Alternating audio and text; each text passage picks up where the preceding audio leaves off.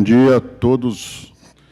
Vamos dar início a mais uma das nossas reuniões clínicas do Departamento de Psiquiatria da Escola Paulista de Medicina, Universidade Federal de São Paulo e CAISM. Antes de mais nada, o nosso agradecimento ao patrocínio do Laboratório FQM, que tem possibilitado a transmissão ao vivo dessas reuniões das sextas-feiras às 10h30, através do canal do Departamento de Psiquiatria no YouTube. Bom, a reunião clínica de hoje está a cargo do PROATA, que é um núcleo de atendimento a transtornos alimentares, um dos programas mais antigos do nosso departamento, foi criado pela Angélica Claudino, que nos dá aqui a honra da presença hoje. Tá? E, antes de mais nada, eu já quero agradecer a colaboração e a participação do programa aqui na nossa reunião clínica. O caso vai ser apresentado pela Carla, foi supervisionado pela Mara e pela Mônica, mas eu vou passar a palavra para a Cristina Morgan, que é a atual coordenadora do PROATA, para que ela possa abrir a reunião e, de alguma forma, já introduzir as pessoas que vão apresentar o caso clínico de hoje. Obrigado, Cris. Obrigada, Miguel. Obrigada. Oi, gente, bom dia. Queria agradecer a presença de todo mundo. É um prazer estar aqui, dividindo um pouco o nosso trabalho. A gente está... Este é um ambulatório que atende, então, transtornos alimentares, e a gente trabalha, em geral, numa equipe multidisciplinar. Então, a gente trouxe um caso complexo, que tem uma série de comorbidades e que vai mostrar também um pouco do trabalho multidisciplinar. Tá bom? Então...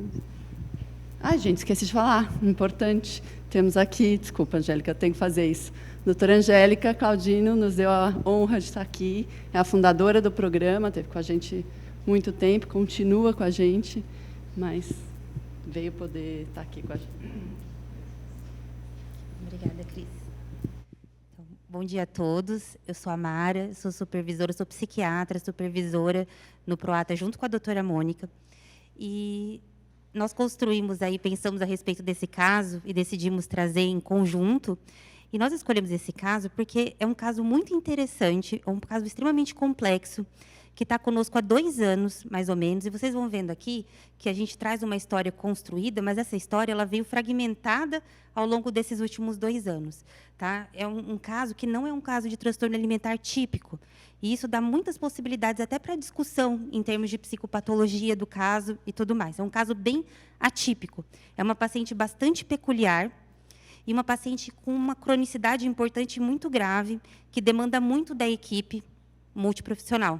Tá? Então, é um caso que a gente cuida com muito carinho nesses 2 anos, e a gente percebe que, né, a paciente também, recentemente, aí nas últimas consultas, ela sempre traz esse reconhecimento, né, da importância do programa na vida dela e na organização do cotidiano dela. Tá bom? Espero que vocês apreciem. Vou passar para a Carla, que vai apresentar. Olá, pessoal, bom dia. Vou iniciar, então, a apresentação do caso. Tá? Vou, inicialmente, apresentar a nossa equipe multi, né? Então, quem vai apresentar inicialmente sou eu, Carla, psiquiatra. Depois, vamos seguir com o Gabriel, da nutrologia. Depois, com a Juliana, a nossa nutricionista. E a Fabi, nossa psicóloga. Gostaria de mencionar também a Noeli, que não está presente, mas que faz atendimento familiar também dessa paciente, tá? Identificação. A MSA, paciente feminina, 43 anos, solteira, sem filhos, mora com a mãe, a filha mais velha de uma prole de 2, tem uma irmã, N, de 42 anos, tem uma formação em ensino superior em artes visuais e atualmente recebe aposentadoria por invalidez. A triagem foi realizada em julho de 2022 com a seguinte queixa principal: um excesso de preocupação com a alimentação e MC baixo desde os 27 anos. Na triagem, ela veio encaminhada ao serviço pelo Dr. Sérgio Garnes, que é o nosso nutrólogo da equipe. Vem sozinha para a triagem, né? E, enfim, o relato é que, a partir dos 27 anos, ela apresenta uma preocupação excessiva com a comida, um consumo de alimentos específicos, a gente vai falar quais alimentos são esses, e uma ingesta elevada de líquidos e chás. Não tem, inicialmente, a paciente nega alterações marcantes de autoimagem ou um medo expresso em engordar. né? Não apresenta comportamentos purgativos evidentes, como indução de vômitos, uso de laxantes, uso de hormônios tiroidianos ou alguma medicação dessa natureza. E sem episódios objetivos também de compulsão alimentar no momento da chegada dela. É muito difícil a coleta da história dessa paciente. Ela vai causando, a primeira impressão, um grande estranhamento, né, na primeira pessoa que a avaliou, né, foi outra residente, né, e vai gerando um estranhamento muito grande dessa paciente logo na chegada dela. E traz uma queixa também de um gasto de tempo excessivo com o preparo da comida, né, e queixas também referentes a uma intolerância ao frio, uma postura corporal encurvada, e também um relato de episódios que ela diz de enurese noturna e de falar durante o sono com o olho aberto. A antropometria dela da chegada é um peso de 41,62, uma estatura de 1,57 m e um MC de 16,88. Na triagem, ela já estava em uso de algumas medicações, levetiracetam, 250 mg, 3 vezes ao dia, valproato de sódio, 500 mg, 2 vezes ao dia, desvenlafaxina, 100 mg ao dia e risperidona, 2 mg ao dia. E aí, o que vai gerando estranhamento também é o discurso da paciente, os relatos que ela vai trazendo, né? E eu trouxe 2 exemplos, né, do que ela falou. O uso do adoçante artificial como forma de se conectar às pessoas, também artificiais. E pepino e cappuccino são harmônicos somente para quem os consome, por serem alimentos básicos e não ácidos. Ela traz que ela não se sente magra e acredita que seus órgãos possam estar inchados para revelar a sua gula. Ela diz que não busca beleza na magreza. E o outro relato que ela percebeu, ao olhar para um bebê, que este era tão viciado na chupeta e na mamadeira, assim como ela é no adoçante, que é uma queixa dela, e, a partir disso, compreende que utilizar o adoçante seria um mau hábito. O exame psíquico dela, de chegada, né, ela tem uma apresentação emagrecida, está vigil, está orientada em tempo e espaço, tem uma atenção preservada, um pensamento de curso algo lentificado e conteúdo que, por vezes, desagrega, uma presença questionada, né, de interpretações delirantes sobre a sua alimentação, um humor tendendo à hipotimia, um afeto pouco ressonante, pouco modulado, né, um distanciamento, sem sinais indiretos de alterações da sensopercepção, sem ideação suicida e a presença de uma lentificação psicomotora que vai também gerando esse estranhamento inicial e uma crítica e noção de doença parciais. Nas hipóteses diagnósticas iniciais, pensando, né, enfim, a gente abriu-se um leque grande de hipóteses diagnósticas, porque gera muita dúvida de início, e a ideia era que abrisse esse leque e fosse afunilando conforme a gente fizesse o acompanhamento dessa paciente, né? Então, questionou-se um transtorno psicótico, uma ruptura psicótica aos 27 anos, ou um TANI, que é um transtorno alimentar não especificado, uma epilepsia ou convulsões não epileptogênicas, qual que é a natureza dessa enurese, enfim, o que acontece, né? Uma transformação orgânica da personalidade foi questionado também, e até mesmo um transtorno de neurodesenvolvimento. Caramba, voltou muito. Calma, vamos lá, de novo.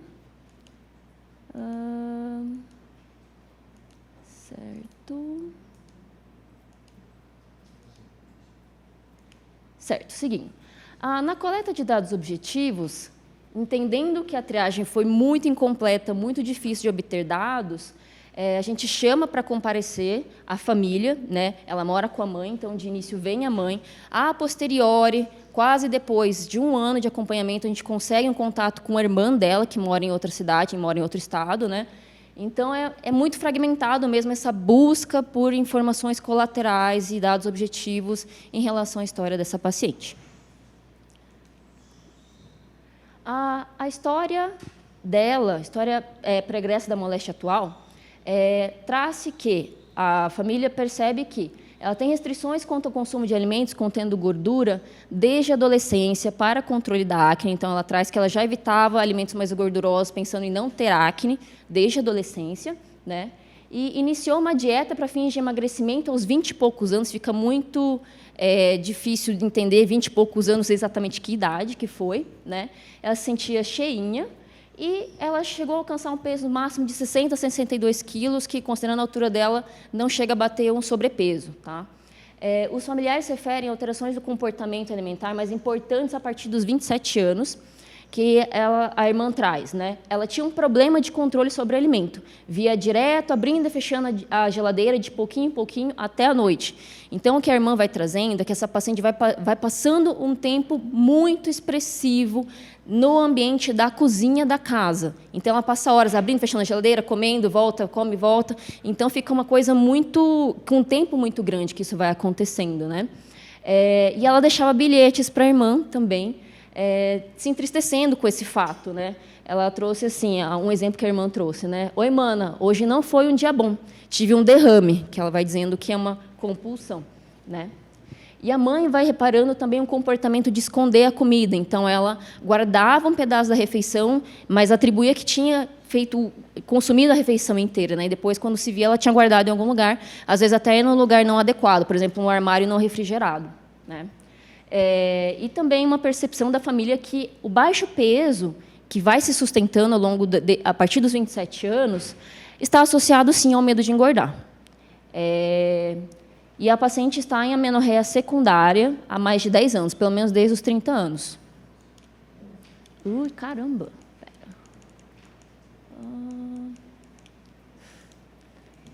Perdão.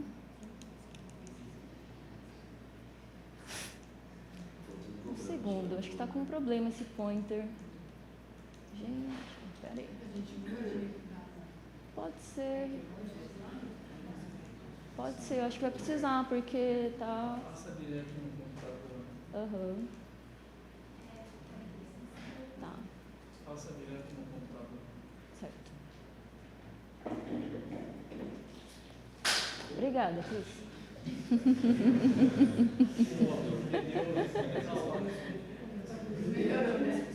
Ok. E ela tem um histórico de pelo menos 5 internações clínicas em decorrência de um baixo peso corporal. Além do baixo peso, em 2011, né, em uma internação que a paciente teve, a mãe percebe falas desconexas da paciente. Em 2013, ela teve uma internação em Belo Horizonte, onde ela morava na época. Em 2017, que é uma das internações que a gente tem um pouco mais de informações, a família trouxe um relatório de saída da internação dessa paciente. Ela teve uma internação no Ambulim por 3 meses, com as seguintes hipóteses diagnósticas de saída: anorexia nervosa, epilepsia e transformação orgânica da personalidade. Em 2021, ela teve uma internação no IGESP e no Hospital Santa Mônica, com duração de alguns meses. Foi uma internação no IGESP, logo depois ela passa mais alguns meses no Santa Mônica. Aliás, algumas semanas no IGESP, mais alguns meses no Santa Mônica. E um histórico de não sei quantas, mas múltiplas admissões em pronto-socorro clínico por um quadro de hipoglicemia, hiponatremia e hipotensão sintomática. E também a família vai trazendo esses episódios de enurese noturna, de desmaios, que a família também vai tendo dificuldade em elucidar o que é essa enurese, o que são esses desmaios. Ouvindo o relato da família e através de vídeos também que a família grava nos momentos que ela está nessa crise, a gente entende que ela passa, sim, por episódios de crises convulsivas, tônico-clônicas, tá? E é o relato que a gente entende que vai acontecendo desde os 27 anos.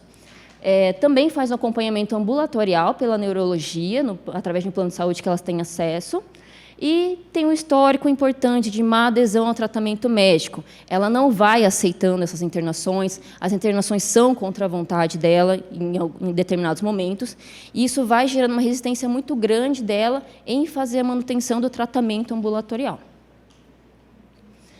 De antecedentes, ela nega cirurgias, nega alergias medicamentosas conhecidas, teve um histórico de uso pontual de maconha e tabaco na adolescência, sem aparentes prejuízos na vigência ou associados ao uso, e atualmente abstinente há vários anos. De antecedentes familiares, a mãe nega um histórico pessoal de transtornos mentais, a irmã mais nova tem um histórico de anorexia nervosa, que atualmente é remitido. A história da família, da paciente, né, coletado com a família, traz que a paciente é natural de São Paulo e, após a separação dos pais, aos 8 anos, ela foi morar com os tios paternos em Minas Gerais e com o pai também.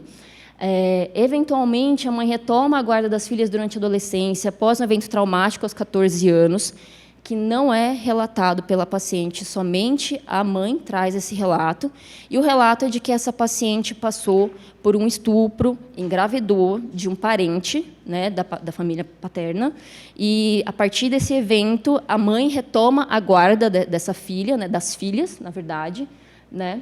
E aí a mãe também traz um relato muito difícil de compreender, porque ela traz muita angústia, vai meio que derramando na gente essas informações assim de uma forma um pouco difícil da gente entender, né? Que ela passou por muitas disputas judiciais referentes à pensão alimentícia, né? Aos cuidados com essa filha, né? E ela trouxe também um comportamento mais opositor da paciente durante a adolescência, um contato com substâncias psicoativas, que a irmã traz que foi uma coisa rebeldia da adolescência, segundo ela. Ela termina o ensino médio, não sabemos exatamente quando, mas ela volta a morar com a família paterna e realiza a graduação em Minas Gerais, né? A paciente e a irmã, elas mantêm os laços afetivos com os tios paternos, ela mantém moradia sob os cuidados de tios, né? E o pai tem um certo distanciamento, assim, entende-se que, apesar do pai estar próximo, mas quem fazia o maior cuidado eram esses tios paternos, tá? E no contexto em que ela se encontrava de vida, no início dos sintomas alimentares, ela traz que foi um período muito conturbado, de vários afastamentos, né? A irmã se muda para o Rio de Janeiro, o pai acaba se mudando também para o interior de Minas Gerais, né? Ela acaba terminando o único namoro que ela teve, com uma duração de 11 anos, né? E ela se demitiu do emprego como professora de artes, ela não se adaptou, né? Ela chegou a ser professora concursada de duas escolas, trabalhou no ensino fundamental, mas ela não conseguiu, segundo ela, lidar com a hierarquia, com os alunos, né? Ela trouxe que ela não conseguiu manter esse emprego. E, claro, com o desemprego veio as preocupações financeiras, né? E a gente vai entendendo que ela muda a partir daí, que ela vai ficando uma pessoa muito diferente. A gente entende que acontece uma quebra de funcionamento dessa paciente a partir daí. E aí essa queixa de enurese noturna, né, também vai sendo um fator para dificuldade no manejo e no cuidado e até nas relações afetivas dela com a família, né? Porque, por conta de tudo isso que vai acontecendo, e a família não vai entendendo o que é isso, ela meio que vai passando de casa em casa nesse período. As pessoas não vão conseguindo tolerar, não vão conseguindo entender por que ela vai acontecendo essas coisas, e é um período que ela vai mudando da casa de um parente para outro, meio que sem um lar, de fato, né? E aí a irmã entra no digamos assim, entra no caso, por assim dizer, e chama a mãe para que a mãe cuide dessa paciente a partir de uma determinada idade, né? A mãe fala que... A irmã, aliás, fala que ela meio que convocou a mãe falando assim, agora é sua vez de cuidar, né? Volta a morar, então, com a mãe por volta dos 30 anos e permanece com ela desde então. Mantém-se, né, a questão da nenhuma ou nenhuma adesão a qualquer tratamento, seja pelas questões alimentares, seja pelo quadro de convulsões apresentado. E aí, trazendo um recordatório alimentar de 2022, quando ela chega para a gente, eu vou ler o café da manhã, que é mais rico em informações, né? Então, 5h30, dentro da casa dela, ela coloca um bowl com adoçante, cerca de 60 gotas, goma aguar, que é um espessante, uma polpa de caju, que, salvo engano, é congelada, um molho de tomate picado e congelado também, 2 colheres de cereais, 2 colheres de carne de soja não cozida, 2 copos de iogurte e meio pepino com shoyu, 3 colheres, né? E tudo isso misturado, tudo junto, né? E outras coisas, enfim. E uma coisa mais ritualizada, que é o consumo de uma bala de café, uma bala de hortelã, algum docinho no fim, que ela faz isso em várias refeições também. E nos outros horários, a gente vê que tem uma quantidade insuficiente alimentar. Tá? A gente pode passar. E aqui uma foto, acho que não vai ficando muito fácil para o pessoal ver, mas essa primeira foto é um bowl com toda a mistura que a gente descreveu. Tá? Ela vai colocando tudo junto nesse mesmo recipiente, né? Ali tem naquele círculo branco tem as uvas passas, que ela vai utilizando também com muita frequência. Eu não sei o que é a segunda foto, se a Ju quiser me ajudar. Tá, farinha de espinafre, cubo congelado de caju, tá? E o terceiro é alguma coisa com pedaços de pão integral. Tá, próximo. Essa aqui é uma anotação que a Juliana fez do consumo de adoçante que essa paciente faz individualmente em uma semana. Então, a marcação ali em cima é de quando ela começou, é de uma terça-feira até uma outra terça-feira, e esse é o consumo. Eu não sei quantos ml dá, mas a gente consegue perceber que é bem expressivo. 50 ml, aproximadamente. Pode passar. Em relação aos diários alimentares, que é uma das nossas principais ferramentas para a gente entender como que é o comportamento alimentar do paciente, né? A gente vai tentando estimulá-la de diversas maneiras a realizar o diário alimentar. A gente percebe que ela tem uma dificuldade em persistir, ela vai aceitando fazer por alguns dias e depois meio que some assim, o relato, a escrita dela, né? Ela não vai conseguindo sustentar por uma semana a realização do diário alimentar. Né? E, às vezes, até uma recusa. Teve uma vez que eu falei a palavra monitoramento, ela considerou isso tão policialesco e autoritário, ela ficou muito brava comigo durante a consulta. E também uma questão, né, que a gente vai entendendo que é o consumo elevado de líquidos e chás, que a gente tenta observar, mas tem a sua omissão de ingesta hídrica, ela não vai conseguindo anotar isso também para a gente entender. Né? E aí o motivo, segundo ela, para ela ter essa dificuldade também em trazer o diário alimentar dela, né? Ela traz que retratar os alimentos me desmotivava. De tanta preparação para que toda a refeição esteja completa na minha frente, é diferente de ir preparando e poder comer um pouquinho enquanto eu preparo. Ou comer uma parte, depois preparar novamente para depois comer outra parte. Né? Então, o que ela vai trazendo é que ela não consegue ser fidedigna, pensando no diário alimentar fotográfico, porque ela vai fazendo o consumo enquanto ela prepara. Então, ela se pega nessa questão de que ela não vai conseguindo demonstrar, de fato, o que ela come, porque até a hora da foto, ela já comeu um monte, aos pouquinhos ela vai comendo. Né? Pode passar. E o contexto dos episódios convulsivos, né, as descrições que a gente tem mais ricas vêm da mãe, né?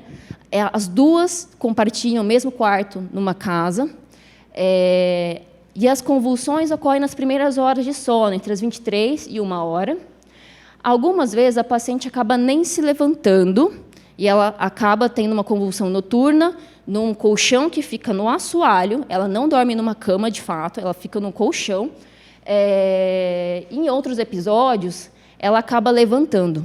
Ela não consegue ouvir instruções da mãe, ela levanta subitamente, perde a consciência ao urinar num balde. A família deixa um balde enorme, mas um balde dentro do quarto da paciente para que ela faça xixi dentro do balde. Tá? E a mãe permanece alerta para contenção de quedas, então é uma questão entre as duas, que a paciente vai acordando múltiplas vezes à noite. Né? A mãe tenta reduzir a mobília do quarto, deixa esse balde em uma área ampla do quarto para que não ocorram quedas dentro do banheiro, que é um espaço mais estreito. Né? E a irmã vai trazendo esse relato também de forma muito semelhante, né? Essa questão de levantar muito subitamente, né? A queda, a enurese. Ela vai trazendo que a paciente tem tremores, fica babando, tem movimento com os dentes, rangendo. E a quantidade de despertares, 4 a 5 vezes de madrugada. E uma ingesta hídrica que a irmã estima que seja pelo menos de 4 a 5 litros por dia. E idas ao banheiro com muita frequência, né? Até a cada 1h, que a irmã vai trazendo. E, ao longo do acompanhamento dessa paciente, a gente vai percebendo que o discurso dela sempre é muito, muito formal, rebuscado, com também um aparente afrouxamento dos laços associativos quando ela vai conversando com a gente.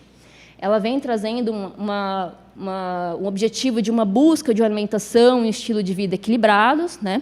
Ela sempre um discurso, um forte apelo à espiritualidade, à natureza, um apreço a filosofias e práticas corporais orientais, para falar sempre do Tai Chi Chuan, vai trazendo também a percepção que as combinações dela são muito estranhas, ela sabe disso, que isso não é culturalmente partilhado. E a rigidez também desses hábitos, que ela vai percebendo que ela não vai conseguindo mudar, né? Ou vai conseguindo mudar muito pouco também. Né? E a manutenção do baixo IMC ao longo de todo o nosso acompanhamento. E também, é muito importante para ela, vai trazendo o relato desses episódios convulsivos. Inicialmente, ela vai trazendo que uma enurese noturna, né? Ela chegou até, quando ela chega para o nosso ambulatório, ela vai se queixando tanto dessa situação que ela entende que era somente uma enurese, que ela vai procurando, por exemplo, fazer um estudo urodinâmico para entender por que ela perde urina, e não entendendo que isso vem de um quadro convulsivo. Pode passar. E também a gente vai percebendo prejuízos na memória episódica ou biográfica dela, né? Ela vai trazendo eventos com uma temporalidade muito equívoca, né? Por exemplo, que de uma das entrevistas, ela trouxe que ela tinha internado 5 meses antes de eu conversar com ela. E 5 meses antes, eu dei uma olhada no prontuário, quando eu a conheci, ela já estavam 7 meses já em acompanhamento no Proata. Olhei no prontuário, eu já acompanhava o caso também ouvindo a supervisão, né, da paciente, e ela falou que tinha internado 5 meses antes. Isso não tinha acontecido. Quando ela viaja, ela faz uma viagem para ver a família paterna em Belo Horizonte. Eu pergunto, quanto tempo que você não vê sua família e tudo mais? Né? Ela fala, uns 6 meses. A irmã fala, não, faz 9 anos que ela não vê a família. Né?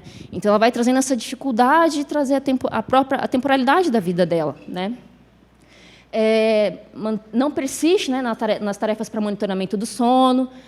Também a gente tenta pedir que ela traga mais relatos sobre as convulsões, claro que com a ajuda da mãe também, né, porque não tem como ela saber, né, o que acontece, e o diário alimentar, né, vai mantendo o consumo de alimentos com baixo teor calórico, vai trazendo também um discurso em que ela vai se entendendo como sabendo quais são os alimentos que são importantes para ela, quais são, enfim, o conteúdo proteico de um determinado alimento, que é muito equívoco, né?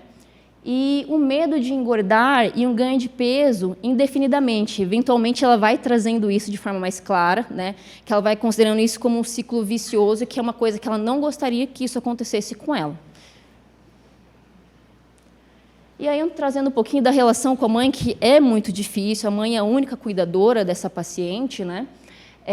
Vai acontecendo disputas de espaço na casa onde elas moram, então, existe uma coisa que a gente vê mais para frente, né, que até a colocação de alguns objetos de uso comum é separado da mãe e da filha. Né? A partilha de quarto vai sendo um fator de muito atrito entre elas. E a mãe vai tentando ajudar, mas a paciente vai entendendo que é algo invasivo. Né? E uma fala que a paciente faz em relação à mãe. É uma pessoa que muito se afirma no discurso e no autoelogio. Nesse aspecto, ela deseja cuidar de mim, e tem hora que ela atropela um pouco. Considerando, né, todo esse quadro que a gente não vai conseguir, vai ficando cada vez mais exasperado no cuidado, né, a gente oferece uma visita domiciliar para a paciente para ver se a gente consegue obter mais informações em relação ao caso, como que ela vai fazendo as refeições dela em loco, né? Como que acontece mesmo, né? Dentro da vida dela. Né? Em outubro de 23, eu e a Juliana, a gente vai à casa dela num sábado para fazer essa visita. Né? A gente percebe que há uma ritualização muito importante, o tempo de preparo, de fato, é muito prolongado, leva 1h30, 2 horas para ela preparar a primeira refeição do dia. Né? A gente vai vendo, vai se confirmando o que está nas fotos, né, que são as combinações alimentares absolutamente atípicas. A mãe também vai observando aquilo, vai fazendo uma cara de quem não compartilha daquilo. Né? E também uma percepção de uma armazenagem de alimentos e uma má conservação. A paciente não vai querendo se desfazer de alimentos que vão ficando mal conservados. Por exemplo, ela usa um limão num dia e ela não quer jogar o limão fora, ela guarda o bagaço, vai armazenando alguns alimentos que não estão mais em condições de serem usados e elas permanecem na geladeira a contragosto da mãe. Né?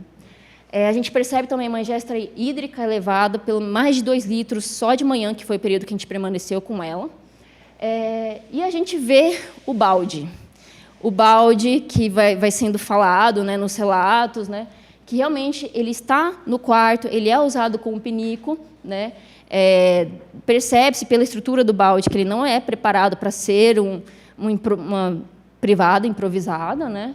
E também tem um risco de quedas associado ao uso desse instrumento. Né?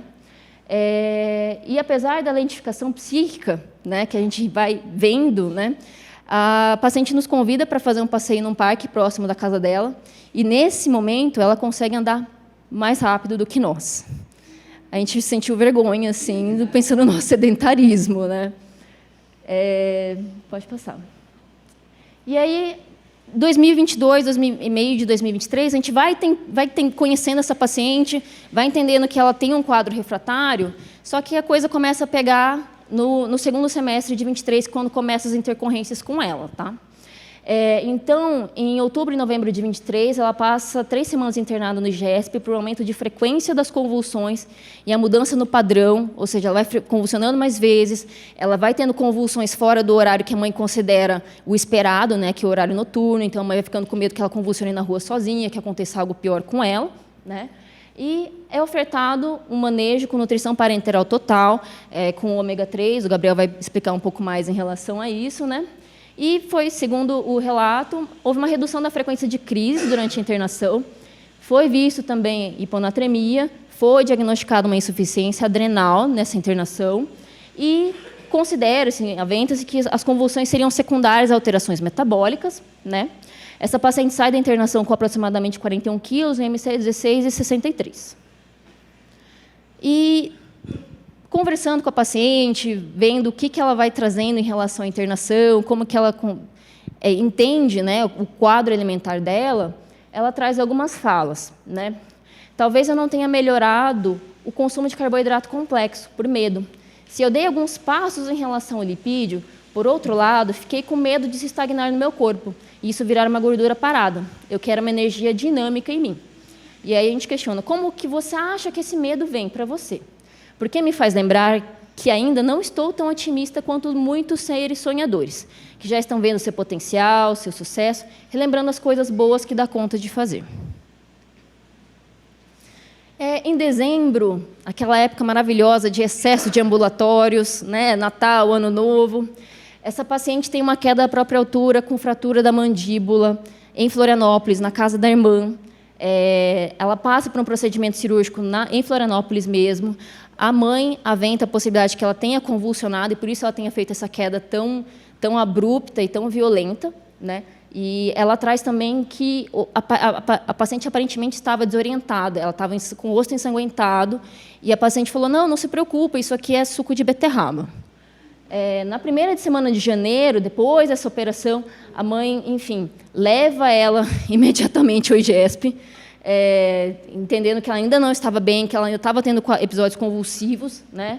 E foi admitida com quadro de hiponatremia e hipoglicemia, e foi introduzida uma sonda nasoenteral nesta internação. Ela passa, acho que 2 semanas e meia, 3 semanas, né, no IGESP, e ela sai de alta no dia 24 de janeiro com a sonda. Ela permanece com a sonda em domicílio, é feito um manejo da dieta via sonda pela nutrologia, e ela mantém o uso da sonda. A gente ficou muito contente que ela conseguiu tolerar o uso da sonda até o dia 23 de fevereiro. Ela ficou quase um mês ainda com essa sonda nasoenteral, chegando a um peso máximo de 44,2 kg, o IMC 17,93. Desde então, ela tem apresentado uma certa perda de peso, mais acentuada na primeira metade de abril, que nos deixou um pouco mais preocupados, né? E aí, mais um relato dela em relação aos medos e receios sobre peso, porque ela chegou num peso que ela vai considerando muito desconfortável, né, que é os 44 quilos. E ela vai questionando a equipe, vai questionando todos da equipe em relação a esse peso, qual que é o peso ideal dela, por que ela tem que manter um determinado peso, né? E aí ela vai trazendo essa queixa em relação à gordura. O que é gordura no meu corpo? É algo que se sedimentou? É algo que representa preguiça? É algo que representa uma mulher que parou e tem sua baixa autoestima? De baixo peso, ela vai falando sobre a imagem corporal, né? Me reconheço um ser exótico, um ser vivo, uma dançarina contemporânea, como Ney Matogrosso que fosse, brincando com uma imagem de uma lagartixa, mas de uma forma mais feliz e uma forma mais divertida do que uma mulher comum ou neutra.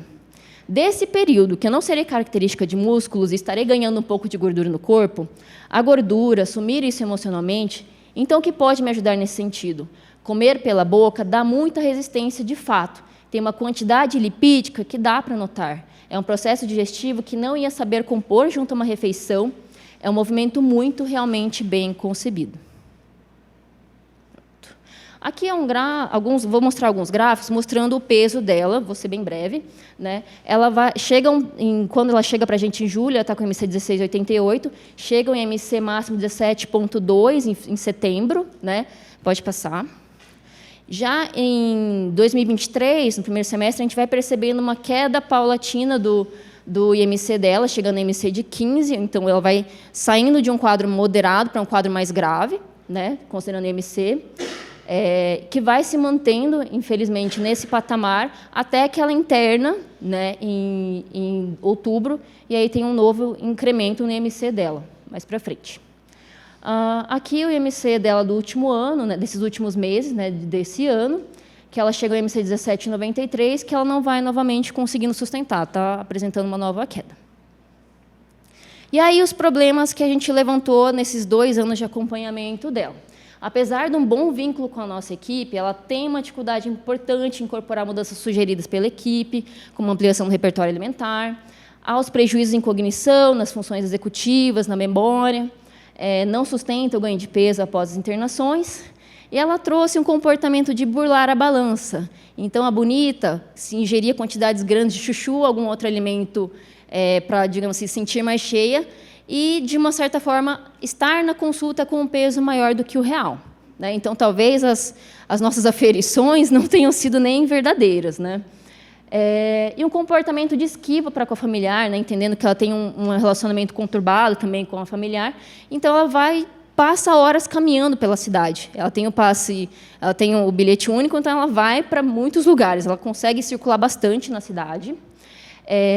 Um problema é que a rede de apoio centrada na mãe, que já é uma pessoa idosa, né, que tem uma relação conflituosa, a gente percebe que ela vivencia um estresse de cuidador também, né, e uma questão que é uma busca por múltiplos profissionais de saúde na rede suplementar, sem uma continuidade. Então, ela passa com o neurologista, passa com outro neurologista, passa no endocrinologista, o endocrinologista fica desesperado, manda ela direto para o pronto-socorro, né.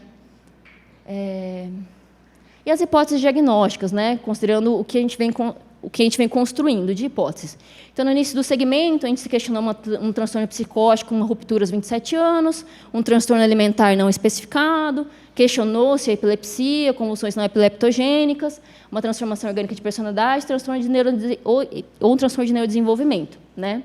A gente considera que não é um TANI, é uma anorexia nervosa refratária, considerando o tempo de evolução do caso, tá? Também tem um quadro de epilepsia e convulsões não epileptogênicas que vão acontecendo mais em um outro ambiente, dentro do ambiente hospitalar, tá? É uma transformação orgânica da personalidade e uma insuficiência adrenal. A prescrição atual dela, o manejo dos anticonvulsivantes é feito pela neurologia, através do plano de saúde dela, né? Ela faz uso do valproato de sódio, 1,5 gramas por dia, levetiracetam, 2,25 gramas por dia, manteve-se a desvenlafaxina, 100 miligramas ao dia, foi introduzida a lamotrigina, ainda numa dose não anticonvulsivante, em 50 miligramas, a fludrocortisona, 0,1 miligramas dia, né? O alendronato de sódio, 70 miligramas por dia, e o aripiprazol, que foi introduzido na última internação, atualmente em 8 miligramas. Tá? Medicações já foram utilizadas, a esperidona, quando ela chegou, a olanzapina já foi tentada, mas ela acabou ficando muito lentificada com a medicação e também foi suspensa.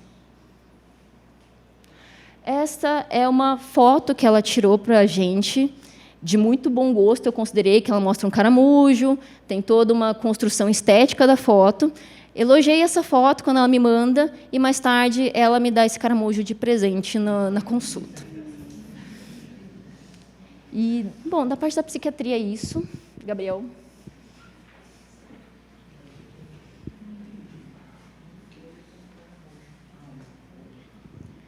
Bem, bom dia, gente. Meu nome é Gabriel, eu estou atendendo a paciente aí nesse último ano, também na parte da nutrologia. Acompanhei ela nas 2 internações também, que ela fez no Hospital IGESP, mais especificamente nessa última, onde a gente optou por fazer principalmente esse uso maior de uma dieta mais hiperproteica, uma dieta hipercalórica com uma maior quantidade de gorduras introduzidas com ômega 3 pela parenteral, que a gente usa o SMOF, que é uma emulsão lipídica com tanto ômega 3, a parte de lipídios complexos e de cadeia ramificada. Com essas introduções de uma dieta suplementar, foi quando a gente conseguiu ter os melhores benefícios para ela em relação ao peso.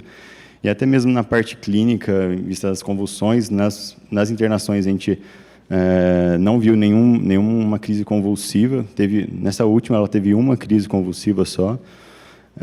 Mas a gente vê que é uma história muito rica, principalmente que a gente já sabe que a anorexia nervosa tem esse quadro dos sintomas clínicos muito exacerbados.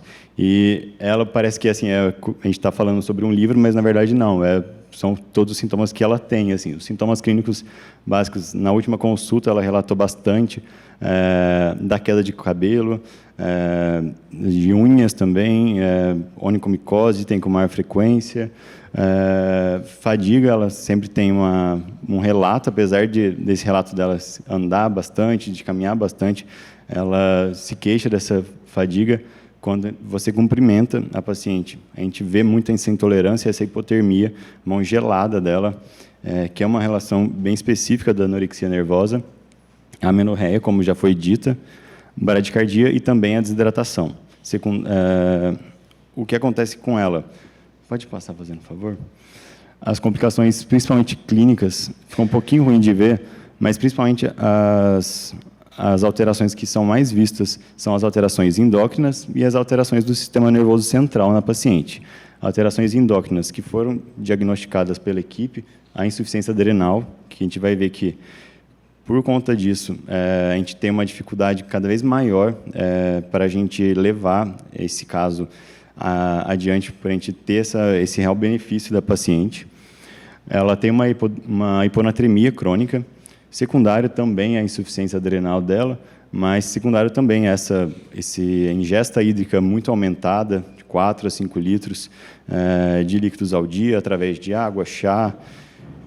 E temos também a amenorreia, que também é essa outra alteração endócrina.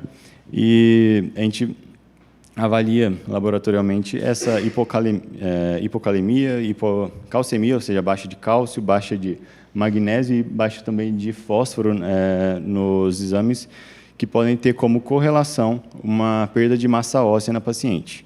A perda de massa óssea não só por essas alterações de eletrólitos, mas também pela amenorreia secundária vai ter essas alterações com uma maior perda de massa óssea ainda, levando aí, que a gente vê nos exames dela, a gente tem uma densitometria óssea dela que já é evidenciada uma osteoporose nessa paciente.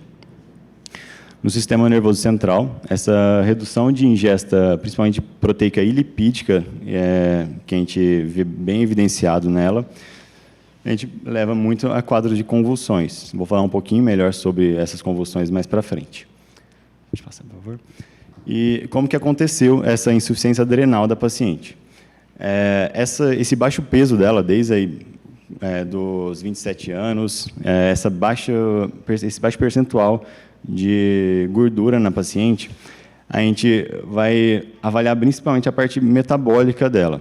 Então, o que acontece? A leptina, que é um hormônio que é liberada pelos adipócitos, ou seja, pelas células de gordura do nosso corpo, como ela tem esse baixo percentual de gordura cronicamente, essa leptina ela vai ser consequentemente baixa na paciente.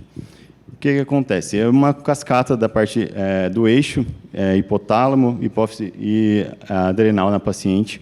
A gente vai ver que com essa baixa de leptina, a gente vai ter uma inibição dos hormônios regulatórios da parte do hipotálamo, né? Principalmente a CTH, da glândula pituitária, e do CRF, também relacionado à parte adrenal. Com essa redução, consequentemente, vai levar essa insuficiência adrenal crônica, com essa inibição do eixo cronicamente, vai ter essa insuficiência adrenal na paciente, tanto da parte de córtex, da parte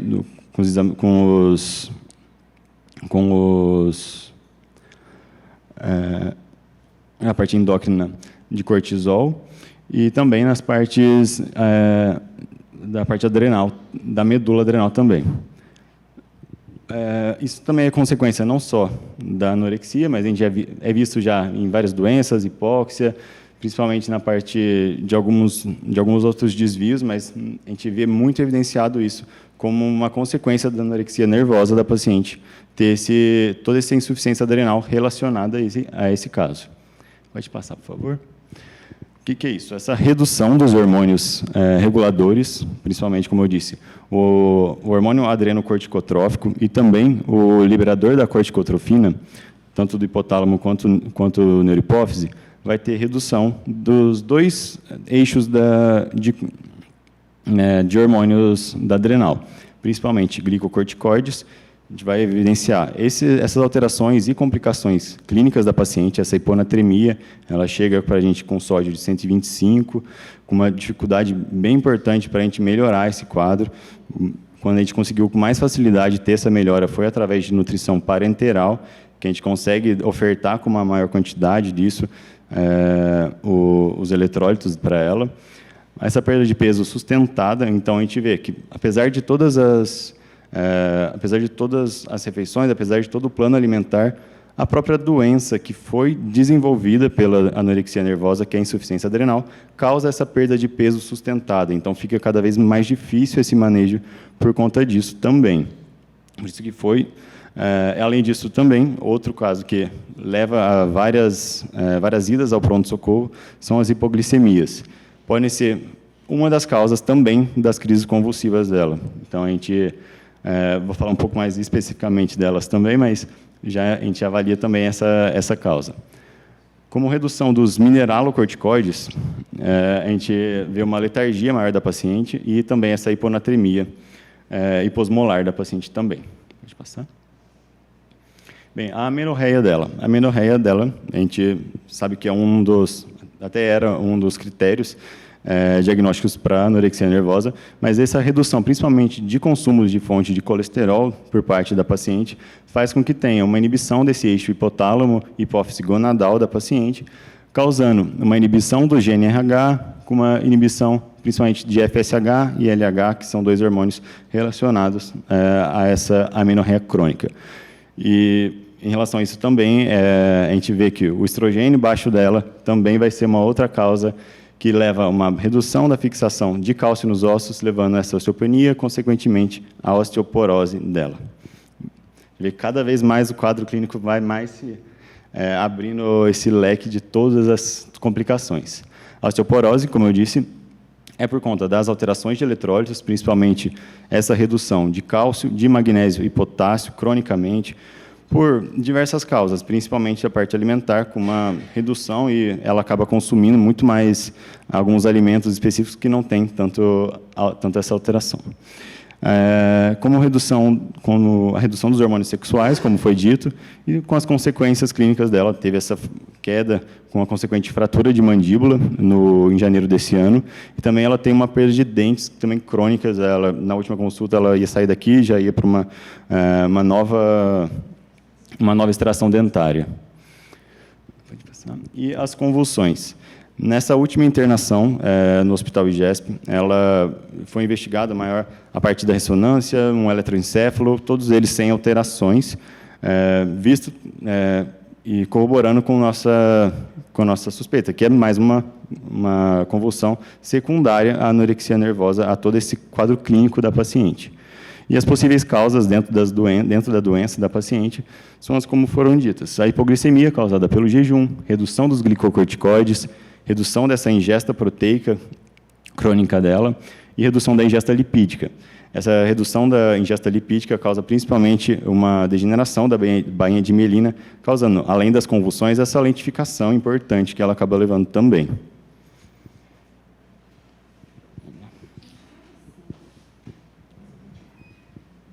Eu vou falar bem breve, né, por causa da questão do tempo. Então, na nutrição, a paciente começa com a gente o acompanhamento em agosto de 2022, e desde então o nosso foco com ela está sendo recuperar o estado nutricional por meio da adequação do consumo alimentar. Eu acho que já fica muito claro, né, que o consumo alimentar dela é muito baixo, que ela tem realmente uma restrição alimentar bem importante. Então, aqui eu vou dar mais o destaque também da questão dos utensílios que ela utiliza durante as refeições. Então, durante as refeições, acho que já fica muito claro o tamanho dos pratos que ela utiliza. Ela utiliza bowls pequenos, ela faz a refeição principal em prato de sobremesa. Então, realmente, são tamanhos muito reduzidos que também justificam essa redução do consumo alimentar. E aí eu trago aqui um resumo sobre essa evolução do consumo de alimentos. Então, em azul é o consumo inicial, quando ela chega aqui no programa, e o laranja como é que ela está agora. Então, agora ela está, obrigada. Agora ela está aqui, então, com consumo maior. Acho que independente da questão da comparação ali, né, entre os dois períodos, o azul já mostra realmente um baixo consumo alimentar de todos os macronutrientes, né? Então, ela tem um consumo ali de 1.007 calorias, então todos os macronutrientes estão aquém. Eu destaco mais realmente a questão do lipídio, então, aqui é um consumo em grama, então, 18,6 gramas de consumo por dia de lipídios, é um consumo muito baixo, e da proteína também. E a gente vai fazendo todos os manejos, toda a educação ali nutricional, e, atualmente, o consumo dela é de 1.726 calorias. A gente consegue, né, um aumento ali do consumo de carboidratos e de proteína em especial. Pode passar. E aí eu trago fotos agora das refeições dela, como é que estão. Então, já dá para a gente ver que realmente teve um aumento desse consumo alimentar. Acho que fica ali bem visual, né, as imagens na lateral. Então, a gente já consegue adaptar esses pratos, né, esse consumo alimentar. Então, uma introdução de novos alimentos, mas ainda está muito persistente alguns comportamentos. Então, ali tem uma torrada que ela pinga shoyu, às vezes é só shoyu, às vezes é shoyu com adoçante também. Então, a gente também vê esses comportamentos persistentes ainda do consumo alimentar, o tamanho também das porções ainda bem pequenas, e no centro eu coloco mais para apresentar mesmo o plano alimentar dela, que a gente precisou fazer em um caráter de totalmente exceção, assim, aproximar a linguagem dela, e dessa forma ela tem conseguido, de forma gradual, aumentar um pouco o consumo, mas mantendo ainda muitos comportamentos que dificultam. A Fabi.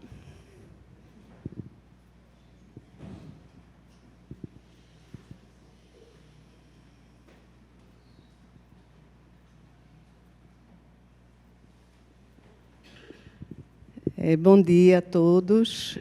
Eu vou para uma parte, né, eu sou psicóloga e psicanalista, então é uma parte mais diferente do que tudo que a gente escutou, né? Que eu estou, enfim, a questão é a questão emocional, né?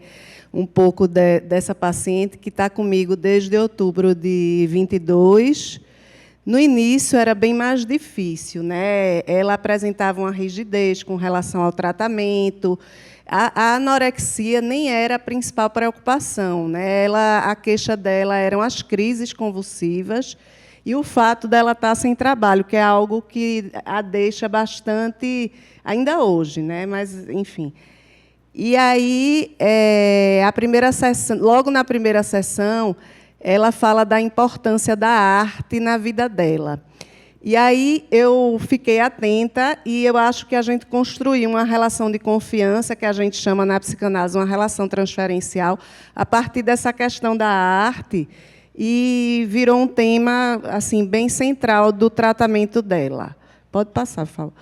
Então, ela começa a trazer, né, eu me interesso e pergunto, então ela começa a trazer objetos que ela fez na época da faculdade, né? Como foi dito, ela fez uma faculdade de arte, ela trabalhou, né? E ela faz uma escultura durante o tratamento. São sempre objetos muito pequenos. Ela vê uma cena na rua e ela reproduz. E chama muita atenção, a minha atenção e a da equipe, quando eu comento, porque tinha muito movimento, a escultura era bem feita. Ela tem uma... enfim, né, apesar da gravidade do caso, algumas coisas permanecem, né? Então, o tema da arte passa a ser central, né? Ela parece feliz em ver que ainda podia construir algo que há muito tempo, né, está esquecido. Então, eu fico pensando que a arte pode dar um contorno a esse corpo que cai, a essas crises. Então, ela comigo, né, ela às vezes começa falando da crise, mas aí passa logo para outro tema, e essa coisa da arte vai e vem, mas ultimamente tem sido bem forte, né, nas sessões dela. Aí o corpo, né, como é que entra nas sessões o tema do corpo?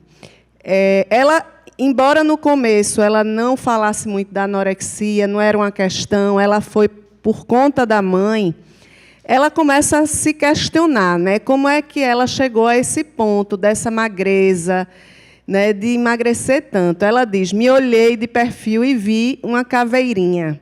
Né? Ela começa a ver como é que ela chegou.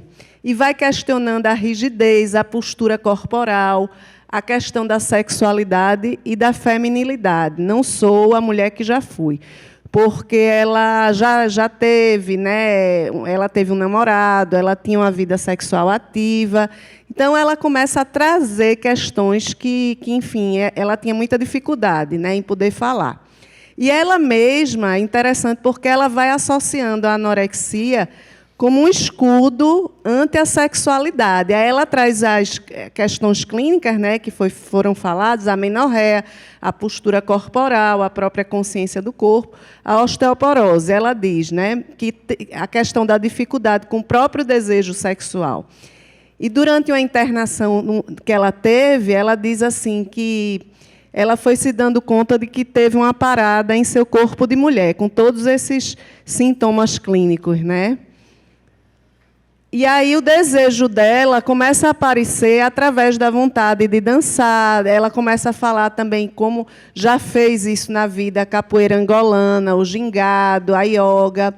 E aí ela vai assistir presencialmente e, ao mesmo tempo, né, um desses episódios ela se acidenta, né, porque uma pessoa dá uma cotovelada na costela dela, e como ela não tem, né, o corpo é muito emagrecido, ela fica com muita dor, não houve fratura, mas é interessante porque a gente começa a trabalhar na sessão que o quanto ela precisava olhar para esse corpo, né, e que ela trouxesse a vontade de fazer essas coisas na sessão antes dela ir. Então, agora ela diz assim: eu posso observar.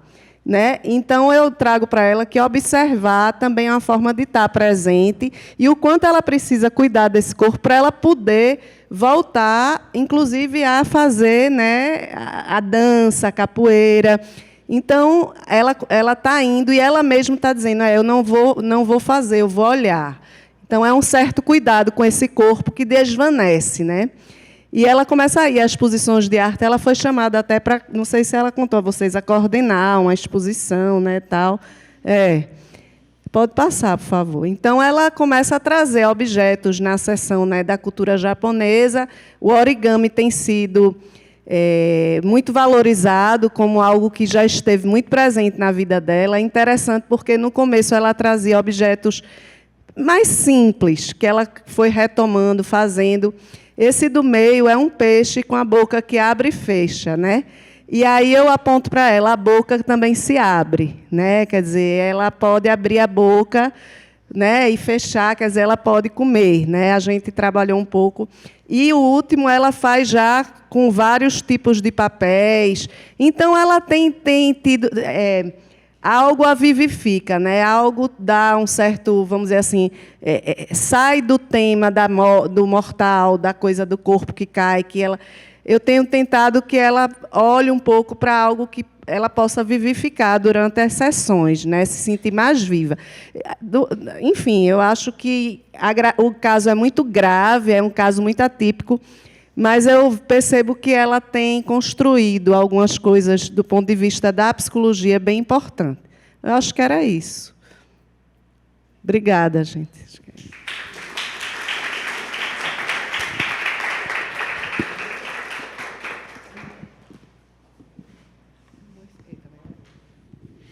Obrigado, pessoal.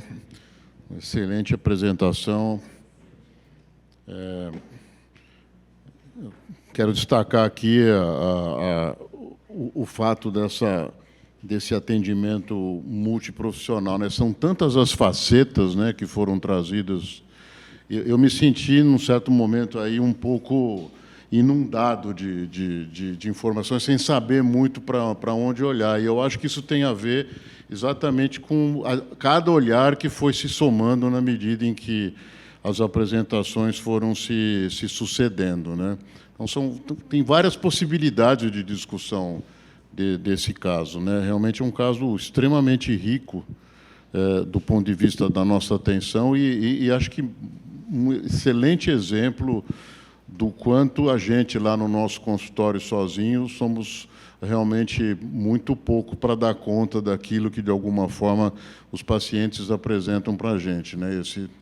Esse trabalho que, de alguma maneira, inclusive, muito mais possível, né, numa estrutura de atendimento de saúde pública, como o que a gente oferece aqui no CAISM, né, para os pacientes que, de alguma forma, são usuários do Serviço Único de Saúde, do nosso SUS, né, mostra essa possibilidade. Acho que nos casos de psicose também é a mesma coisa. Acho que é algo que realmente merece a gente estar considerando, né? Eu acho que tem vários aspectos aqui que podem ser comentados, eu não quero tomar muito tempo, né? Então, eu gostaria de passar a palavra para vocês, né, de alguma forma. Quer dizer, tem aspectos aqui riquíssimos do ponto de vista do quadro psicopatológico dessa paciente, que, obviamente, vai muito além de uma questão que, no meu modo de ver, se restringiria ao transtorno alimentar dela, a anorexia nervosa.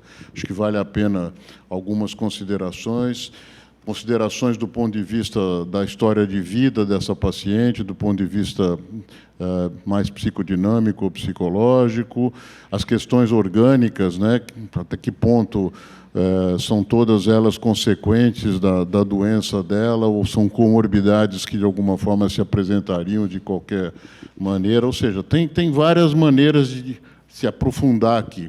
Então, eu queria passar a palavra para perguntas, comentários. Pois não, Salvador. A respeito da questão do abuso sexual ou do estupro que ela sofreu... Espera um pouquinho, que acho que está sem Alô. som. Agora está com Alô. som. Tá. Agora sim. A respeito do episódio traumático aos 14 anos com um parente, que a gente não sabe exatamente quem foi, eventualmente, do jeito que foi apresentado, poderia ter sido até do pai. Se ela fala a respeito disso, não é? Porque a gente sabe que esses traumas sexuais, principalmente nessa idade, são muito graves e podem, eventualmente, desencadear quadros anoréxicos. Até convulsões podem existir decorrentes de transtornos pós-traumáticos. O curioso é que ela não apresenta sonhos, de repente, aparentemente, sonhos traumáticos, não fala a respeito do acontecimento, mas, de qualquer maneira, é um ponto importante a ser considerado. Não sei se na psicoterapia apareceu isso, né? Eu não sei se é o nome. Fabiana. É porque o discurso dela é muito... ela vai se perdendo na própria fala, né? Eu acho que é uma dificuldade da equipe, porque ela vai fazendo a associação livre e o pensamento vai longe. Ela não traz sonhos. Esse episódio do abuso não foi falado por ela, né? É uma informação da mãe, né, Cá? Então, talvez tenha acontecido realmente, agora a gente não sabe. Ela nunca trouxe. Ela, nessa questão da construção desses bonequinhos que ela trazia, ela falou uma vez de um bebê no peito da mãe, mas ela faz toda uma construção, vou falar do ponto de vista psicanalítico, delirante, né, que eu não sei se a psiquiatria vê assim, mas que não tem muita... a gente tem dificuldade de acompanhar o pensamento dela, né? E aí, provavelmente, a questão do trauma, eu não sei se ela fez um recalque, alguma coisa, porque ela não traz na sessão, né? Eu acho que ela não quer nem se deparar com isso. Por favor, você se identifica e faz a pergunta ou comentário. Júlio, sou R4 aqui da psicoterapia. Me fez pensar a questão da base, né, do que a gente enxerga da psicopatologia do paciente e a psicoplastia que ele se apresenta, né? Então, essa questão do discurso desagregado, perda dos laços associativos, né, a relação delirante na fala com a comida, né, me faz pensar numa base delirante, né? E aí eu pensei assim, me perguntei, né, como se fosse um esquizofrênico, né? Como é que a gente um esquizofreniforme, digamos assim, se a gente não puder fechar ou não puder falar sobre isso, né? Mas como a gente trataria. Então, me ocorreu a possibilidade de tratar com um esquema antipsicótico, doses efetivas, ver se a relação dela, talvez não tirar o delírio, mas a relação com que ela estabelece quando ela fala, né, eu percebo os lipídios passando pela minha língua, né, pela minha boca. Então, essa relação delirante com a comida pudesse ser quebrada, né, pensar talvez 2 esquemas aí de antipsicóticos em boas dosagens, até, quem sabe, considerar a clozapina, no último caso, né, num caso em que essa relação se perdesse, né, não conseguisse se estabelecer, para poder ela melhorar, né? Parece que essa questão da anorexia, essa relação parece de uma forma secundária, foi como veio para mim, né? Então não sei se contribui ou não, mas talvez pensar na base do que a gente está observando ali. Vou dar a palavra para o nosso professor de psicopatologia fazer um comentário sobre a questão psicopatológica. Cássio. Obrigado, Miguel. Em primeiro lugar, parabéns pelo caso tão bem apresentado, parabéns pela equipe. Tantos anos de trabalho, Proata, parabéns. Eu concordo com vocês, a psicopatologia, como sempre, é muito rica, né? E eu vou pegar alguns aspectos que me chamou a atenção, se a gente pudesse pegar 2 grandes dimensões psicopatológicas: a volição e o pensamento, né? O resto é decorrente.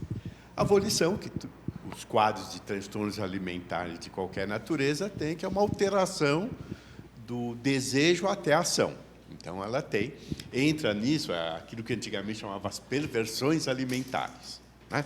Que ela tem, principalmente, um quadro que a gente chama de malácia, que é a malantrofagia, né? Que não é a ingestão de elementos não alimentares, é a mistura não comum de elementos alimentares, né? Enfim, então isso é uma coisa que chama atenção. A outra é o comportamento compulsivo, ritualístico que ela tem nessa situação de separar, né? E o pensamento, o que me chamou a atenção no pensamento, né? Até essa frouxidão, tal, mas assim, tem uma questão aqui que acho que é importante quando a gente não lida com as questões categoriais, né? Ela não é delirante só e não é prevalente só. Ela tem um contínuo, né, dessa ideia prevalente até uma organização mais delirante. Hoje, eu estava dando supervisão na enfermaria e tinha um paciente que a gente estava vendo com delírios, alucinações, ele falou: doutor, eu tenho um pé na esquizofrenia. Ele não tinha um pé, ele tinha os 2. Então, aqui a gente pode dizer que ela tem um pé, né, na psicose, né, um pé na personalidade, né, com essa característica. E ela tem uma questão, né, que acho que a gente comentou algumas aulas atrás, algumas reuniões atrás, essa organização do pensamento que atende uma concepção do desejo dela.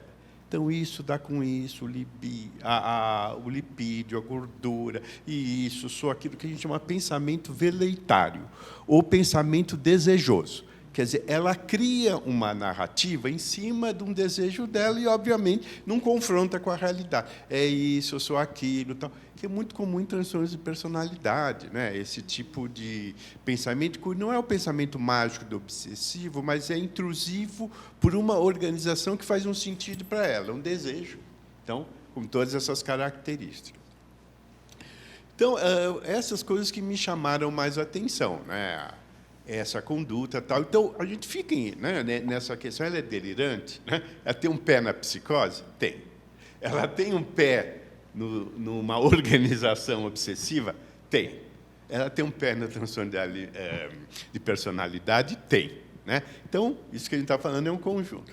Outra coisa que eu fiquei em dúvida, né? Só para complicar um pouco, vocês acham que ela tem alguma característica mais do autismo? Um pé no TEA? Né? Assim, se ela tem essa questão da noção, da cognição social, se ela tem esse afeto de sacar o que acontece, ou ela é muito voltada para essas teorias que faz o mundo imaginário dela. Isso que me chamou a atenção também. Agora, parabéns pelo tratamento, né? Acho que eu faria isso. Talvez uma sugestão se valeria a pena, mas isso não não vai resolver o problema. Trocar a venlafaxina por fluvoxamina. Eu gosto muito da fluvoxamina, não só para pacientes depressivos, com toque, preocupação do ritual. Mas isso é um detalhe. Acho que está sendo bem tratado, mas seria uma alternativa. Pensei também, na medida da intolerância dela ao lanzapina, de pensar na mirtazapina, para tentar ver se abriu o apetite dela, né? Você pega um microfone, você dá um microfone... Internado com transtornos alimentares, Angélica. A gente dava, elas são magrinhas, tal, né? Aí a gente dava mirtazapina, e lanzapina parecia um balão, fazia assim, não é? Então, às vezes, a gente tinha essa característica. Angélica.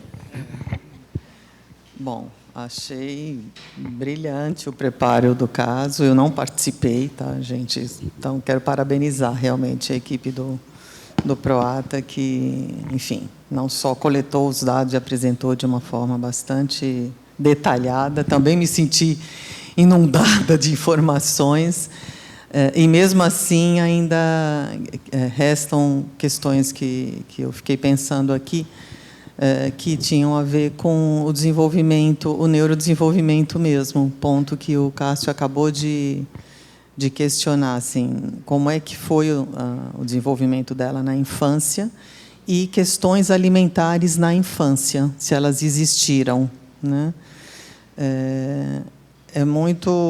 A anorexia realmente, eu acho que o diagnóstico de anorexia procede no caso dessa paciente, embora atípico, né? A expressão atípica. A anorexia realmente ela costuma não só se associar a outros transtornos mentais, mas se misturar com outros transtornos mentais, né? Quando esses casos em que a gente não consegue saber, né, se as manifestações têm mais um fundo, uma base psicótica, obsessiva, né? Está parecendo o conteúdo do bol dela, né? Exatamente. Pronto. Você fez a imagem perfeita, exatamente, né? E a gente sabe, cada vez mais se estuda também as questões do espectro autista e a associação com a anorexia, né? Então, acho que a questão do neurodesenvolvimento é bem importante, né, nesse caso. Mas eu concordo com você, Cássio. Acho que ela tem um pé em cada coisa, sem dúvida nenhuma. E eu acho que, assim, quando a gente vai lendo as falas da paciente, você fala, nossa, parece uma filósofa, né? Ela está se manifestando metaforicamente sobre todas as perguntas, mas, na verdade, o que acontece, eu acho que ela se perde, ela desagrega, ela não consegue dar a informação realmente que a gente quer. Acho que a terapeuta está sofrendo bastante. Realmente tem que trabalhar pela arte, porque pela palavra acho que deve estar muito complicado, né? Eu queria ressaltar algumas questões, e a anorexia, muitas vezes, nesses quadros atípicos, ela não chega de uma forma... opa, tenho anorexia aqui, né? Estou com medo de engordar, estou restringindo gordura e carboidrato. Não, né? Ela pode chegar de uma forma realmente bastante atípica e, muitas vezes, sem a declaração, né, da preocupação com o corpo ou com o peso, que é como ela chega, né, para o tratamento aqui. E a gente, por vezes, tem que começar com um diagnóstico de TARI, né, de transtorno alimentar restritivo ou evitativo, até que você consiga efetivamente encontrar a anorexia ali, né? E isso muitas vezes demora um tempo, e eu acho que foi o que aconteceu no atendimento aqui, né? É muito importante a informação dos colaterais nesses casos. Fica muito difícil, né, só com a paciente, você muitas vezes, ainda mais com esse discurso, fazer o diagnóstico. Então, realmente, a família foi essencial nisso, porque aí, aos poucos, vai aparecendo, sim, os comportamentos mais típicos na anorexia, né? Embora a alimentação altamente bizarra, ela tem uma restrição, ela tem um uso de alimentos mais vegetais, em uma mistura bizarra, porque aí entra mais o aspecto psicótico da alimentação, né, a bizarrice. Mas ela tem uma relação com a comida que é muito importante, ela fica com a comida muito tempo, né, cozinhando e comendo e cozinhando, e não sei, tem compulsões, parece, em alguns momentos, de abrir e fechar a geladeira, não sei se ela acaba tendo uma compulsão, né, uma ingesta maior mesmo de alimento, mas aí vai aparecendo todo o corolário de comportamentos. Até fiquei pensando se ela estava muito treinada no parque, porque ela também não faz muita atividade física, e vocês não conseguiram acompanhar. Mas, então, acho que, assim, de fato, eu acho que o que torna o caso atípico são esses outros aspectos aí de personalidade, os traços psicóticos mais presentes aí no discurso, em alguns comportamentos. Acho que o caso é bastante rico mesmo para mostrar a complexidade, né, dessa interface da anorexia com outras dimensões aí psicopatológicas, e a necessidade, o que você apontou, Miguel, quão difícil é ter um caso desse no consultório. Praticamente, se você não tem uma estrutura onde as pessoas podem conversar a cada semana sobre o que está acontecendo, é impossível, não tem nem recurso, né? O paciente não vai ter recurso, e não vai funcionar tão bem quanto numa instituição. Esses são casos que não dá para tratar em consultório. Não vai conseguir atender, porque nem na instituição a gente consegue dar conta, mas as meninas estão todas de parabéns, porque é muito complexo mesmo. Eu ia também perguntar a questão do tratamento com antipsicótico, né? Eu acho que vocês já passaram por alguns, não entendi muito bem as motivações de trocas, mas eu, nesse caso, eu realmente usaria, né? Pensaria mesmo que poderia ser uma medicação a ser considerada de uma forma mais, talvez, importante, né? Enfim. Por último, assim, eu acho que o caso mostra muito a gravidade clínica, né, que uma anorexia pode carregar e pode levar ao desenvolvimento. A gente está falando de uma paciente que não tinha sintomas típicos na adolescência, tinha um pouco de preocupação, né, com o corpo, mas talvez não numa gravidade ainda de uma anorexia nervosa. Mas, a partir dos 20 anos, ela já começa a ter uma preocupação que chama mais atenção, né? Não está ainda em sobrepeso, obesidade. Então, é um início. Assim, ela teve um rompimento mais grave aos 27 anos, pelo que vocês estão contando, que não é uma coisa muito comum para a anorexia, né? Depois dos 20 anos, um início de anorexia não é algo comum e é algo de mau prognóstico. Tanto é que ela já está um quadro crônico, né? E eu acho que aí a gente tem as questões de como abordar uma paciente crônica. O que você espera do tratamento de uma paciente com anorexia crônica? É que ela se recupere todo o peso, né?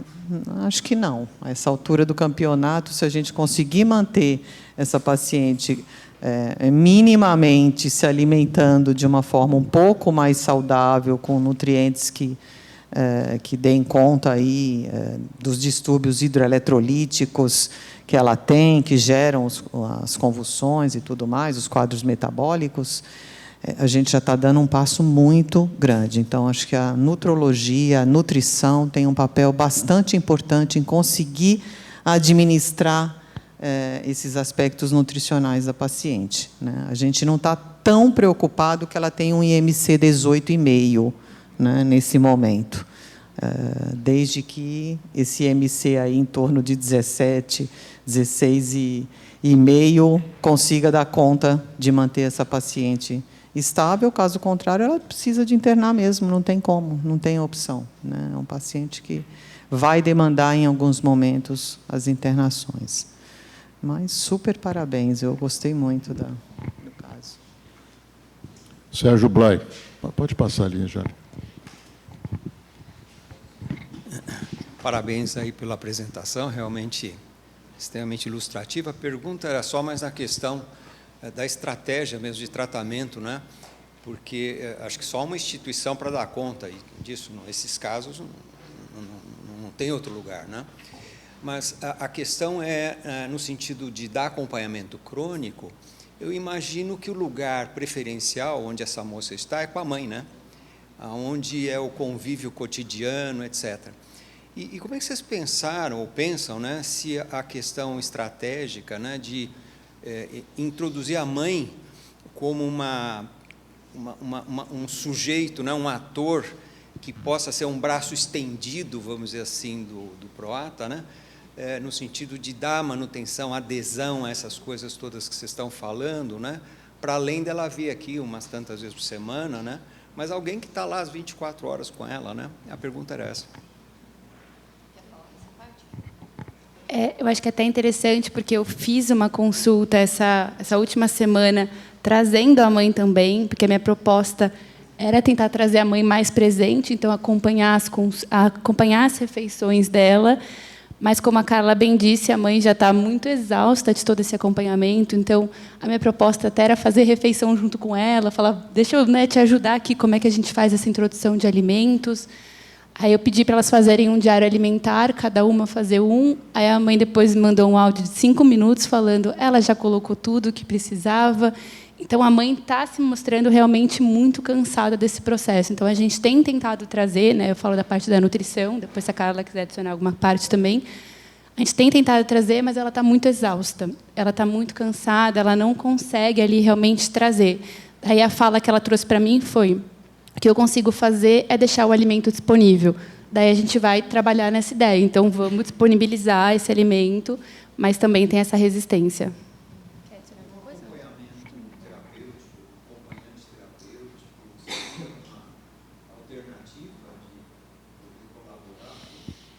O Sérgio está perguntando sobre acompanhante terapêutico, se faria sentido aqui, se isso foi pensado. A gente pensou sim, até porque, pensando nessa dificuldade que a mãe tem, né, essa exaustão da mãe, a questão é que, né, tem uma limitação de recursos ali, né? A gente vai usando o máximo de recursos que a gente tem no ambulatório. E a família também não tem recursos para ter um profissional fora, né? Mas seria ótimo. É isso. Microfone, gente, por favor. A mãe tem um acompanhamento aqui, né? Então, assim, inclusive até a gente não mencionou a Noeli, né, na equipe, que também faz esse trabalho. A gente veio trazendo, percebendo isso que estava acontecendo com a mãe, trazendo a mãe para o tratamento também. Então, tem atendimentos para a mãe da paciente. E aí, pensando em outras questões, né, em relação ao tratamento medicamentoso, a gente vai entrando numa questão que é da paciente, que é uma resistência à medicação. Muitas vezes ela vai questionando o uso das medicações, então realizar uma troca é sempre um embate. Eu trouxe, né, que algumas vezes ela vai sendo combativa com a gente, entendendo que a gente está sendo autoritário com ela, mesmo tendo esse bom vínculo, né? Tem a questão financeira da família também. A mãe e a paciente também vão tendo recursos financeiros limitados para a gente fazer uma progressão no tratamento medicamentoso dela. É difícil, por exemplo, a aripiprazol já está sendo caro para ela, né? Então, a gente vai entrando nesses embates que são do concreto, né? Que é das possibilidades financeiras, né? Aí, pensando na pergunta em relação também à dose, né? O aripiprazol ela chegou a fazer 10 miligramas, mas ela teve algumas questões em relação ao sono, bagunçou muito o sono, convulsionou fora de horário. A gente se questionou se foi por isso, a gente acabou baixando um pouco a dose. A gente pretende voltar a aumentar essa dose, mas a gente vai tendo esse cuidado com todo o resto, né? Que ela vai tendo, que é muito difícil de manejar. A questão da clozapina, acho que a gente vai entrando na dificuldade, como que ela vai ficar sem convulsões, né? Considerando que ela está tomando 2 anticonvulsivantes, uma dose alta já de valproato, considerando o peso dela, né? A gente considera difícil, né? Não é uma estratégia, é uma estratégia, digamos assim, talvez de último recurso mesmo, né? Risperidona ela já tentou quando ela chegou, a gente trocou para olanzapina pensando, vamos fazer ela engordar, né? Só que ela não tolerou. E aí a gente colocou a aripiprazol nela nesse momento. Realmente a gente tem muito para progredir em relação à medicação dela, né? A olanzapina, ela não a tolerou por quê? Sedou muito. Sedou muito. Eu ia mesmo, esqueci de comentar só, que, embora estudos de prevalência encontram uma comorbidade baixa com esquizofrenia, cerca de 2%, 3%, pelo menos estudos um pouco mais antigos, tem um estudo de associação DIWAS, um DIWAS que, em anorexia, né, que mostra uma associação com esquizofrenia. Né? Então, é bem interessante pensar que estudos genéticos estão apontando associação com esquizofrenia. Então, é interessante pensar na questão. Né? Bom, estamos chegando no nosso tempo, né?